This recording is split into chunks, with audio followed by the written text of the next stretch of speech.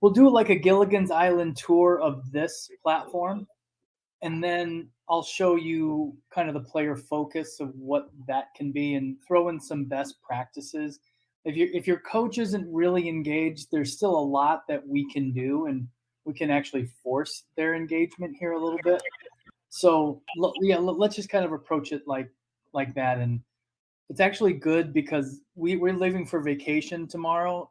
So Lori's cleaning the house, and I don't want to help at all. So I'm going to stay locked in here for as long as possible. I think that's the safest place to be. So just strap in and be ready. This could go a while here. So let's talk about. You realize we're in a mom's union, right? I know, and I'm hiding. We haven't even met her, but she's our people. Okay. She is. So when the tech is working and everything is going smoothly, you get these individual playlists. But I want to let you know that the highlights that appear in here, these are all ball centric. When you switch to player focus, you get a lot more off the ball. And the reason why these are ball centric is because these highlights are captured based off of their GPS location. So these are going to be interactions on or near the ball because that's the only way we can locate them. So there's good highlights in here, there's bad one, and there's these things I call neutral highlights, which they're not necessarily involved in the run of play, but they're close. On the team side of things, so don't let the boys get too wrapped up in totals, and they will. They'll think, I've got 54 highlights, you got 2, you suck, I'm better. That's not how it rolls. It's really a quantity thing. The team side of things, the tactical side, this is my favorite playlist. And when you hear coaches talk about individual development and risk, this to me is the playlist. This is an elimination playlist. So the highlights that appear in here are going to be times where 2 or more of the opposition were eliminated by the pass or the dribble. So you hear coaches talk about breaking lines. This is the playlist. This shows that players' true influence. Are they willing to take risks? And what are the results of that risk? So I go to this one. I don't go to any other playlist but this one because this shows me really what is going on. Defensive breakdowns, not individual breakdowns, but groups of 2 or more. Goal playlist, home and away. Touch chains is purely passing strings of 2 or more passes. And then, of course, the thirds of the field. On the interface itself, there's some things that may be hidden. Can we more what? Go ahead. Can you tell me the definition of progressions one more time? It's an elimination playlist. So it's where 2 or more of the opposition have been eliminated by the pass or the dribble. Eliminated by the pass or the dribble. Okay, sorry. Oh, you're right. I liked that was I learned something new. I didn't know that. Okay. So when it comes to accuracy, player focus is going to have the exact same accuracy. There's just going to be some different types of highlights. But because the tracers are just kind of wonky sometimes, we've added down here on the bottom left-hand side 2 really quick editing tools. So if you come across a highlight that maybe the wrong player is tagged or maybe a different player needs to be tagged, you can go in here and edit, and it'll automatically update on their playlist. In a similar way, you can also change the description of a highlight. So you may have come across some goals that were labeled goals that shouldn't have been a goal. And that happens because the camera can't tell the end line because it can't see it. So it'll guess. And so it's going to guess inaccurately sometimes, but you can go into this really quick editing tool and make sure it's correct because we want the players to have the most correct. So we put these tools right here. On the, you can go forward and backwards, etc. I don't know if you guys have experimented with multicam, but I'll walk you through what multicam is. Sharing, obviously you can ruin your kid's life on Facebook. Not that they care, they won't even be on there, so it doesn't matter. But you also can tweet directly, share individual highlights. And if you or your players are a little bit more active on Instagram or TikTok, you can download highlights to an MP4 file and upload those. Twitter gives you 2.5 minutes of video, Instagram 60 seconds. Lots of ways to share it. The two maps. The first map is the player positional map. It's accurate to within 5 feet, runs about a half a second behind the video playing out underneath. Let's get a better, let's get a little bit more action here. The longer the yellow tail, oops, come back here. The longer the yellow tail behind a particular player, the faster they're moving. This is one of the first things that will come back with player focus, because it is, to me, I think it's an unbelievable development tool, because this gives those players that bird's eye view. This gives them the idea of where space is, spatial awareness, spatial recognition, synchronization, movement. So coaches should see this a little. I mean, I love this because it just tells me everything. Players like it because it kind of looks like a video game, and I think it's kind of like. I love this training because I swear to God, I don't think I've ever heard this before. I feel like I'm using I feel like I'm like scratching the surface on phrases. I'm recording this, so I'll send you the recording too. This so is you'll awesome. have it for reference. Okay.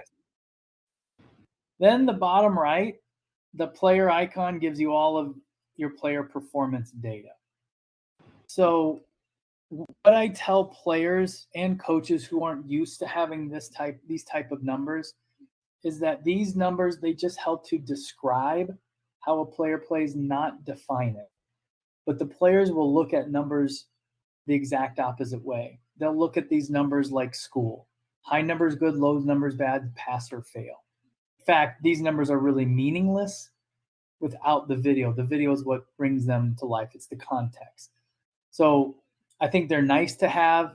They help, but really the bulk of any type of analysis is going to be through the video. You can sort the statistics by halves, and then you can sort each statistic top to bottom and bottom to top. Top speed. This is a little bit different. When we hear top speed, we instantly think of radar gun measurement, like a fastball. That's called instantaneous speed. We measure sustained speed. So this is a player's top speed in a game that has lasted for more than a second. And a couple things you're going to realize with this statistic is, first, the fastest player may not always register the top speed. One, because of that sustained second, but two, because of game context. Chances are he probably plays up front, has a ball at his foot, have to continually change angles. He never gets a long runway to accelerate to his true top speed. So there's going to be some positional bias. The other thing you'll notice is that if the players are doing some speed and agility, that type of stuff, and they know what their 40 speed is, this measurement could be 3, 4, 5 miles per hour less because of that sustained second. So this is we'll just call it their tactical speed, their soccer specific speed.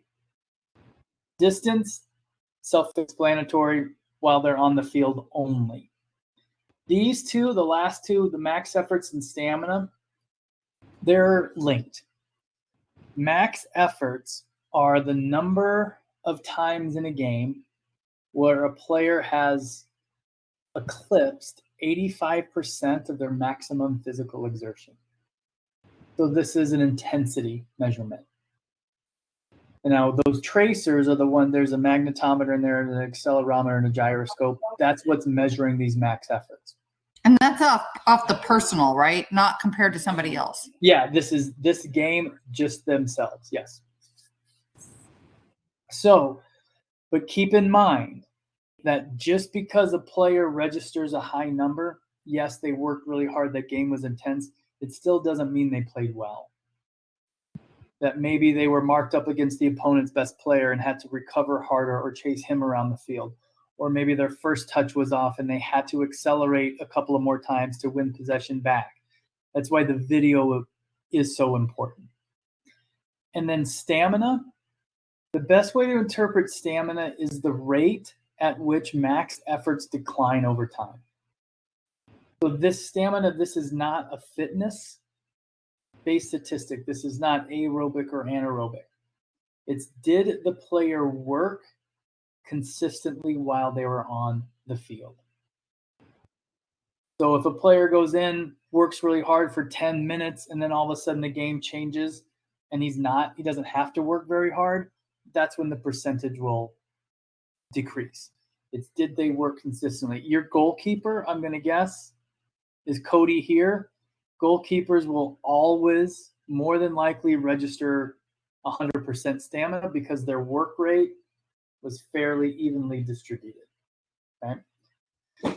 Then when you click on a player's name, we'll click on Gabriel here, you get their individual performance, again, which you can sort by halves, and their heat map, the second map.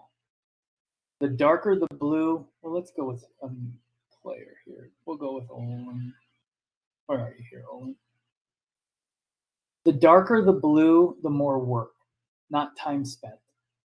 So this gives you an indication of exactly where this player played and how hard they played in this particular area. So with these boys right at this age, you're going to start to see some really interesting playing patterns. Now, if they were 8 and 9 and 10, it would just look like a 4-year-old scribble all over the map. This gives that very distinct. What I suggest is when you're looking at it, go half by half. So here's the first half here, defensive end down at the bottom. Then compare that to the second half. What changed? Was it a formation shift? Was it the opposition change things? And how did we adapt? When you look at them both together, it just compounds the two, and it doesn't paint a clearer picture. So I go half by half. And that's the data. Any questions about that? Nope. So the next thing is this thing called Trace ID. The best way to view Trace ID, it's like, I'm going to date myself, but you remember Trapper Keepers when we were in elementary school? Right? Yeah. You got to put all those files and folders in there. And the first day it was like great. And then by the end of school year, it was a complete mess. But that's kind of what Trace ID is. It's a way to create playlists, these folders, and store them in one central area. Now, why are creating playlists good? From the boys' side, what it essentially is it's self-assessment. That they can go back in and create a playlist on good things, on bad things, what they're working on. I call it learning without the load. That by them going in, and that's one thing I don't want Trace to be. I don't want Trace to be a For You page on TikTok where they just sit and they watch. I don't want that because they're not doing anything. They're not thinking.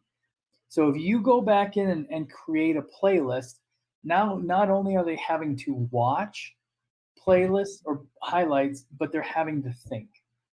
And so to me, it's a development enhancer. So are you saying like, would you say, hey, Oli, go in and watch the game and make your own playlist, or go into your? Tell him to go into his, and I call it 3-2-1. 3 good highlights, 2 bad ones, and a team one. And then and I'll show you the process now, is what he can do then is he creates this playlist and he can share it to his coach, who then can review it and close that feedback loop.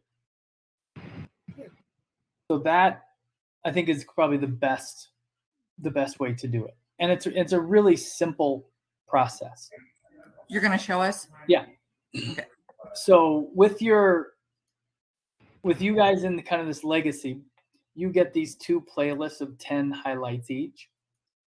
You also get the ability to upload outside video. So if you've got like some cell phone video that's a better goal angle, you can just upload it and put it through the same editing process I'm going to show you. Adding a trace highlight is simple and kind of fun. So we'll go to this game here from the 23rd. Even though the tracers didn't work in this, we still can add a highlight from any playlist. It doesn't matter. So when we find the one we want, we just jump down to this save button.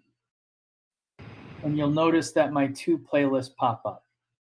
So I'm just going to assign it to my showcase one. And then I can go look, review, find some more, and then follow that same process, hit that save button, add it to my showcase.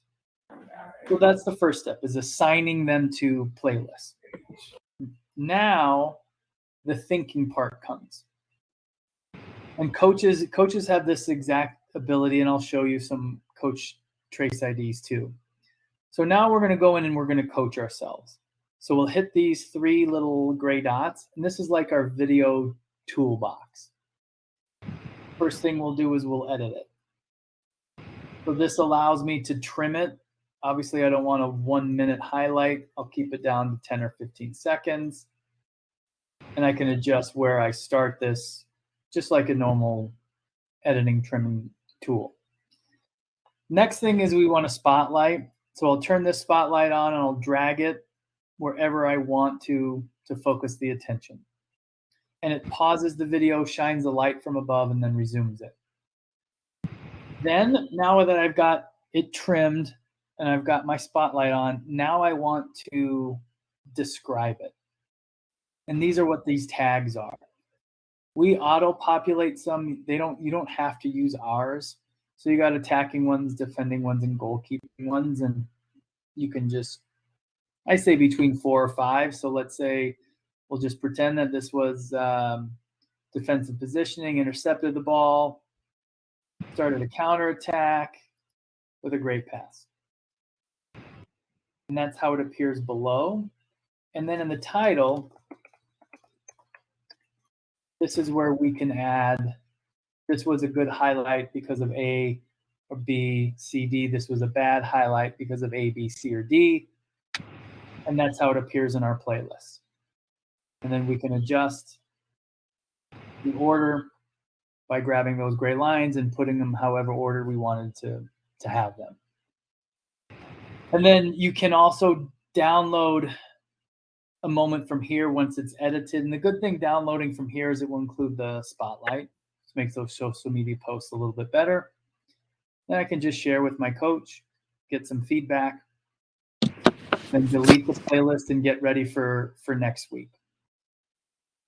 So and coaches have the ability to do this too. That's kind of what I educate the coaches on doing, is creating playlists based off of individual performances, team objectives, etc. Does the showcase reset on its own, or like if I had 5 things in there from last week, would I need to move that someplace else? Yeah, you can, where'd you go? Yeah, you'll remove them from your playlist. Yeah, but I'll show you another tool, and it gets kind of back into player focus here, is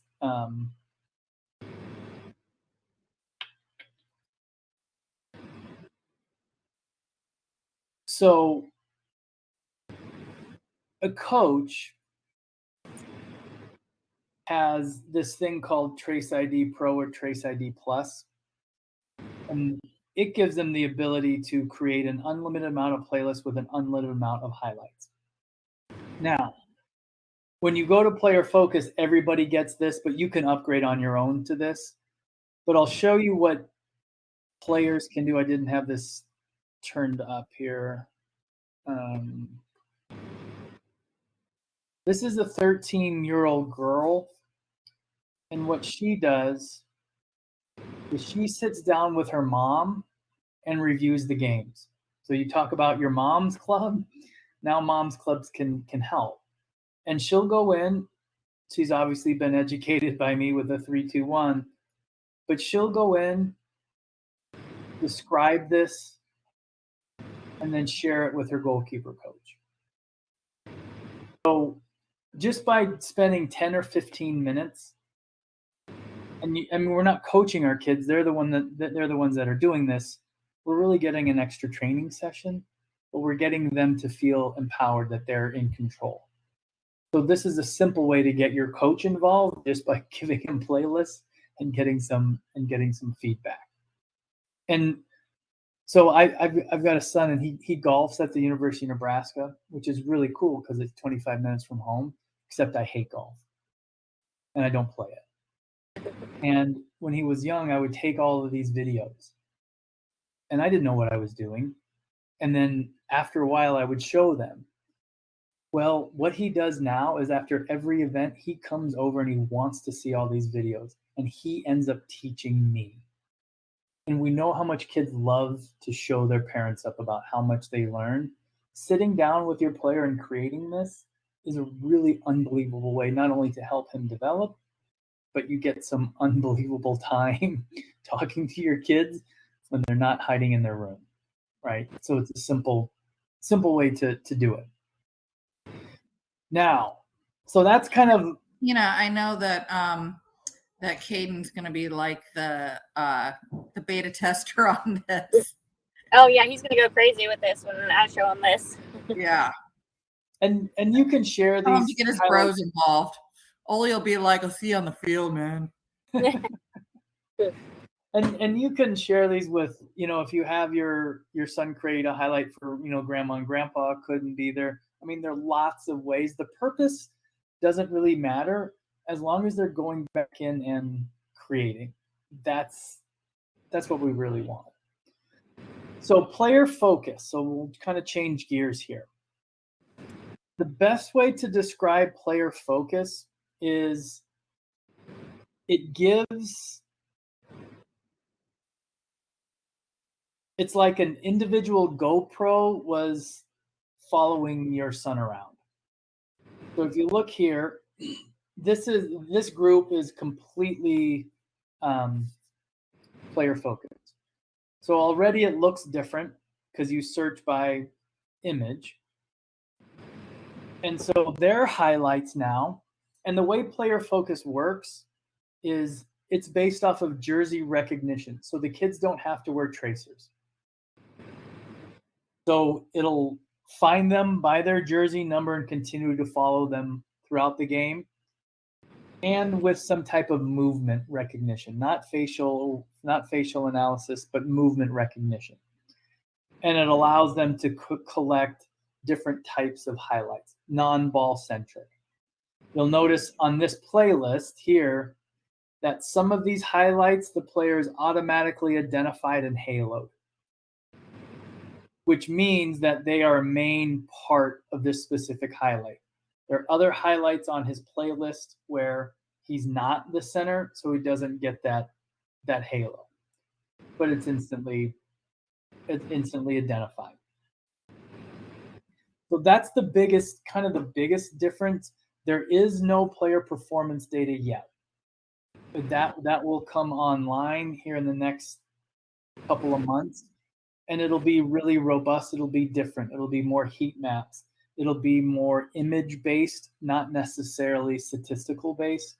So like pass completion map, possession map, heat map, recovery map, dribble map. Those sort of things we're going to be able to do because of this new tech. Is there a margin of error? I mean, do they read the number once and then follow the player? I mean, what happens if you have girls with long hair that their number might be covered or something like that? The long hair has been an issue. It has. Okay. Now, not in the collection, but actually in the spotlighting. So they've got some code in there where there are some safety nets, and that's why some of it is a little bit of gait analysis or movement that they're able to match that jersey number with how a player is moving or where they're located on the field to make sure that there's a match.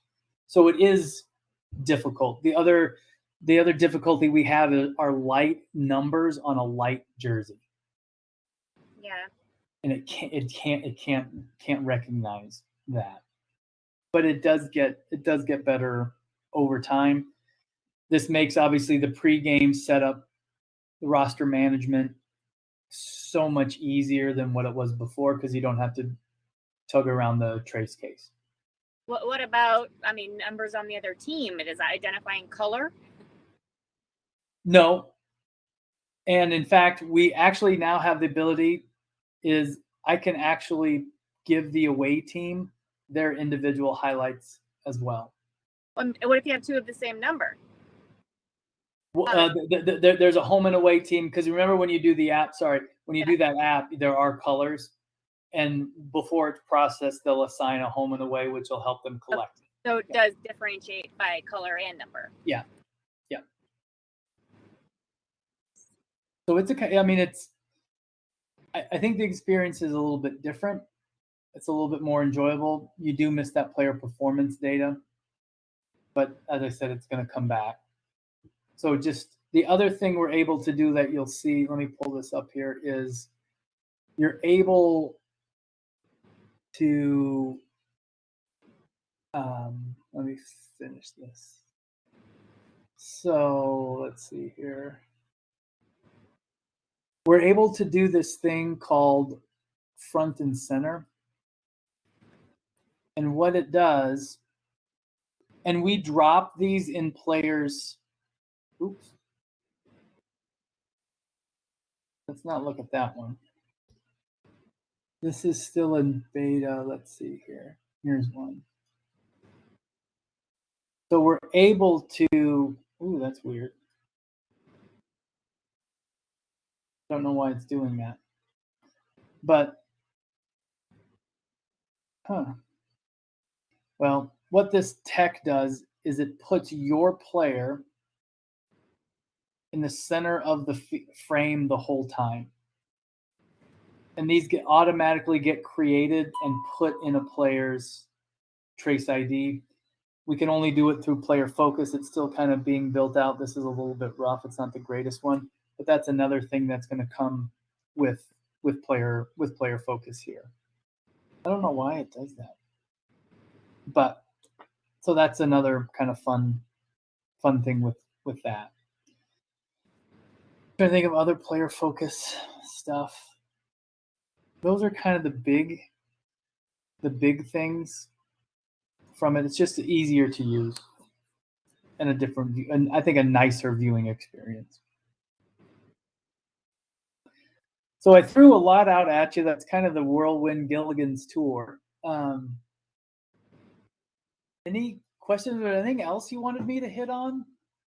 I want to go back to the coach highlights. So I'm going to say, hey, Austin, let me get 10 minutes of your time. If you want to put together a 3-2-1 of how the team did this week, can you step us through that one more time? He goes and he finds the click. He adds it to the showcase and he says, good. Yep. And then he does that good. And then, needs improvement twice. And then team or whatever he's doing, right? Yeah. And then how does he push that out to the team that says, I want you to look at these and look at my comments? So when he creates his playlist, he'll just share this. So he can copy the link, text it, or he can email it. Mm-hmm. And then when that coach gets that email or text, he'll hit the link, he'll look at the playlist, and that's where he can provide the feedback. He can't provide the feedback within the playlist yet. That's something we're working on. So now it'll be through a response through text or through email. Okay. And so can you do any voiceover or anything like that? Is your coach very tech savvy? Yeah. Okay. Have you heard of Loom? Mm-hmm. So what he could do is just do a Loom. Mm-hmm. And all a Loom is a screen record. Mm-hmm. So he can have this playlist all queued up, talk through each of these moments. He's got his little face here. And then when he stops this Loom, it ends up just to be a hot link, which then he can share back to your son. Okay. And it's easy. I mean, I won't even talk to my kids anymore. I just send them Loom. So there are a lot of ways he can. Vidyard is another screen record app. that produces a link, which is a nice thing too. And Aaron, if you have an iPhone, if you just swipe down, Yeah. you can screen record just from your iPhone. Yeah. Okay, cool. The only problem with that, it doesn't give you a link to share. It gives you that MP4. Oh. Yeah. Fair enough. Okay. So, but I have got players that This do is that. our Instagrammer. She's our social media manager. So yeah, so if you want, it depends on how you want to share it. Gotcha. Okay. Yeah. Cool. Rhiannon, did you have any feedback? I can't think of anything right now. Just one other thing I liked about the player focus was kind of when you're watching it, how there's a ring around the player. I don't know if that's something that we can have in the other one, but that made it so much easier for me to actually just watch the highlights. Yeah. And it's good for the far side of the field too. Because sometimes they kind of blend in. Having that over there helps them. And then I wanted to show you multicam. Multicam, anyone can do it. And so it could be any parent on the sideline. And it's like when you're watching a game on TV and you've got that midfield view, and then when something really cool happens, it switches to a different camera angle. Well, that camera angle is somebody's cell phone. And what it does is it takes that cell phone footage, uploads it automatically, and stitches it with the trace footage. So for social media, you can get content like this. So here is your normal trace camera, this kind of midfield view. And then at the right time, the AI will then stitch the two angles together. So your normal view here, and then all of a sudden it'll switch right to that cell phone to give you this type of an angle. And that goes up on the platform. You can add it to Trace ID. You can share it through social media. You don't have to multicam the whole game. It could be 2 or 3 minutes. This one was set up on a tripod in the defensive third. I've got parents that will just, they'll stand here with their phone up like they were at Taylor Swift concert and just, video like 2 or 3 minutes and then shut it down. So it just depends, but it's an interesting way to get something kind of clever, kind of unique up on the platform to put in with other trace moments. That's cool. Yeah, super cool.